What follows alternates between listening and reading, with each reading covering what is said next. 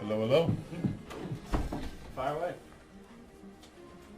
Travel up being made of kind of a slow start statistically for you. What do you make of it, and what how do you get out of that?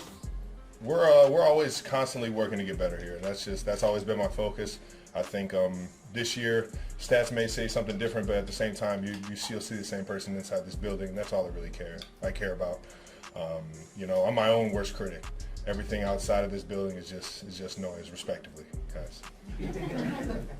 How much more equipped are you, maturity-wise, to handle maybe not hitting 6 or 8 or 10 targets again, maybe than you would have been years ago? Yeah, I think I'm fortunate I've had the success in the past, and I realize that the ball can't always go to one person. It can't always get in my hands, but at the same time, I got all the trust in 1-5 to make the right decision, and he's been making great decisions. We might not be putting up as much points as we want to, but at the same time, we're 3-0 and we're doing something right. Travis, what tells you that it's going to improve in that area, not just for you, but for the team in general? What do you see in there? I see the work throughout the week. I see the attention to detail, how hard guys are flying around trying to get things right, trying to make things perfect. On top of that, the schemes keep getting better and better, and I think that everything just kind of stacks on top of each other. Both all the coaches and the players, everybody together is just they have the goal in mind to keep getting better throughout this year and throughout the season, and that's the mentality you got to have. You've been part of a lot of different teams. What's your favorite part early on here about this year's cast? I love the way Reid's been playing, man. He's fun to play with, and he's one of my favorite guys in the building.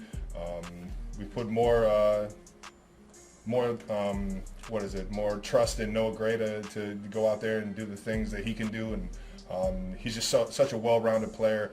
I'm happy to see him get out there and have the success he's been having, and outside of that, 4-2, I think the emergence of guys stepping up to the plate and making plays for us and helping us win ball games. I think that's the most fun so far this year. Travis, you've had a lot of attention from defenses throughout your whole career. Does it feel different this year, or more of what you've seen for several years now? Every single year is different. I think with the pieces that we have, teams are playing us a little bit different than they were last year. And they're playing Patrick different than they were last year. I think you're seeing teams early on play a little bit softer, making us drive an entire way down the field instead of and just taking away those big shots. And I think Pat's doing a great job of getting the ball in everyone's hand. Just physically, do you feel the same? I'm ready to rock, baby. Travis, with what the offense went through last year, do you feel like that's kind of helped you guys navigate early on this year? I think there is that a bit of understanding of we're going to have to keep working, and we're not where we want to be, and knowing that we have the entire year to get there. Obviously we want to be the best we can right now. We want to win every single ball game we can, but at the same time, it's there's a sense of urgency throughout the week to get things right for the opponent that we're playing, and then on top of that, when we're watching the games in review, we're just nonstop trying to critique ourselves to get better. So We'll do our last word. Go ahead, Nate. Travis, you haven't gotten a lot of targets in the red zone yet this season, but you guys have been in the red zone a lot. So what would you like to see improved more when you guys do get there, considering teams are forcing you all to get into those situations? As long as we're scoring touchdowns in the red zone, that's all I care about. I'm trying to get that ball in that end zone, and I think that's the ultimate goal. And whoever's getting targeted, we just got to come up big. Blair?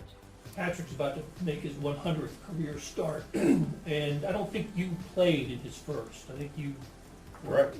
In Denver, right? Yeah, it was like 5 degrees. I remember that day. I was going to ask you what else you remember about watching him from the sideline at his first start. Well, we all were just excited to see him finally go out and cut it loose. He had worked his tail off, and he had been, he had been in his playbook and worked, been on scout team, throwing around, and on top of that, and he was just a fun teammate. So everybody was excited to see him go out there and just, cut it loose and have some fun, and because we all saw how much he enjoyed practice and enjoyed playing the game of football. But outside of just, the ability to see the field and be comfortable out there, he had a lot of energy, and I just remember it just felt like he took over the game, and I think that's what really gave the coaches confidence that he could play, at an extremely high level in this league. Todd? You got an old face back in the building. Last week when Kareem Hunt came back, he's going to be up this week. You guys had a special relationship with Cleveland guys and all that. A couple things. First, back in 2018, like how disappointed were you for him and all that whole situation, and did you ever think he'd be back here? And how's he kind of jumped back in with some of the guys he knows? My brother from another, man. He's a good old Northeast Ohio ball player right there, man. He plays the game right, and he really is a good friend of mine. He's a great guy. Outside of everything that happened, you know, I've always kind of had in the back of my mind, I really hope he gets another chance, not only here, but another chance in the league to start, and sure enough, he got that chance, and just happy to have the guy back in the building. It's been nothing but smiles and laughs since he's been back, and excited to see him go out there on Sunday. What's he look like on the practice field? Flying around, man. He looks like Kareem Hunt. It's exciting.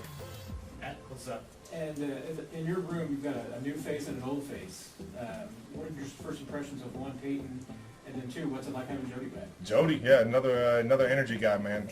Jody F. We miss Jody since he left, but at the same time, he comes right in, still working as hard as he's ever worked, still trying to prove himself, and still, you know, just getting better, constantly getting better. And I think Jody's a great guy to have in the building, and on top of that, Hendy's a great dude, man. He's been working his tail off trying to get ingrained into this offense and understand just the little nuances here and there. And you know, I think we're all trying to critique ourselves to keep getting better and to keep, you know, progressing in the tight end room. And you know, we got a lot of athletes and a lot of guys that can play some ball in there.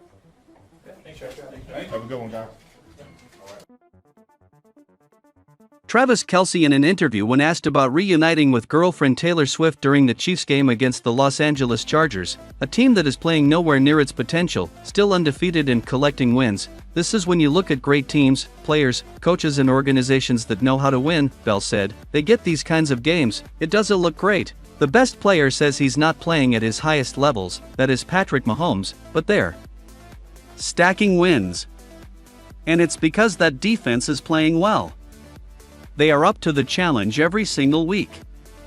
They carried this team last year when they won the Super Bowl, so now, if they continue to do that and the offense continues to evolve when you have Patrick Mahomes, you know you're going to be in the championship round and playing well, because if there's one thing this team knows how to do, it knows how to meet a challenge, especially later in the season. The Chiefs are 3-0 despite the fact that their star tight end, Travis Kelce, is off to the worst start in his career. There's even talk in some corners the future Hall of Famer should be benched. Coach Andy Reid, though, has shut that down and let everyone know his star man has his full support.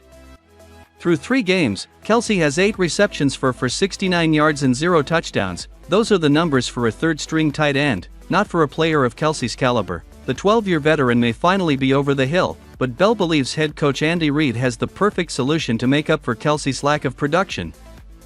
There's a guy named Rasher Rice, Bell said. He is the number 1 receiver in that offense, so he's getting a lot of targets. The thing about Travis Kelce is nobody should panic. They need him good at the end of the season and in the playoffs. That's the key, there's no panic button. This team is 3-0 because their defense is playing well. They got the best quarterback in the NFL on offense. They just need to find their way. That's what is frightening for the rest of the league. The Chiefs are 3-0 and are still looking to find their way. The moment they do, it might be wraps for the rest of the league. As soon as Mahomes and the offense catch up to how well their defense has been playing, it's going to be trouble. Even Kelce, who looks every bit of the 12 years he's been in the league, always seems to find a way when the lights are at their brightest and the stakes at their highest. The Chiefs are trying to do something no team has ever accomplished in the history of the NFL, win 3 Lombardi trophies in a row, back to back to back. They are going to need Mahomes and Kelce at their best in order to do that. In the meantime, the offense can lean on Rice, while the defense carries the day, and they continue to stack wins. Travis Kelce's 8 catches are the fewest he's had through his first 3 games since he became the Kansas City Chiefs starting tight end. Is it cause for concern? Andy Reid and Patrick Mahomes don't believe so. Reid and Mahomes came to the defense of the 9-time Pro Bowler while speaking to reporters Wednesday. Both believe Kelce's slow start is a byproduct of their opponent's game plan to contain the tight end. I know people are saying that he's old, or whatever, has distractions and all this. The defenses don't think that, Reid said of Kelce. We have another receiver that plays opposite him that has a lot of yards and catches, and that's how this thing goes. Travis is fine. The receiver Reid is referring to his second-year pro Rasher Rice, who is off to a stellar start.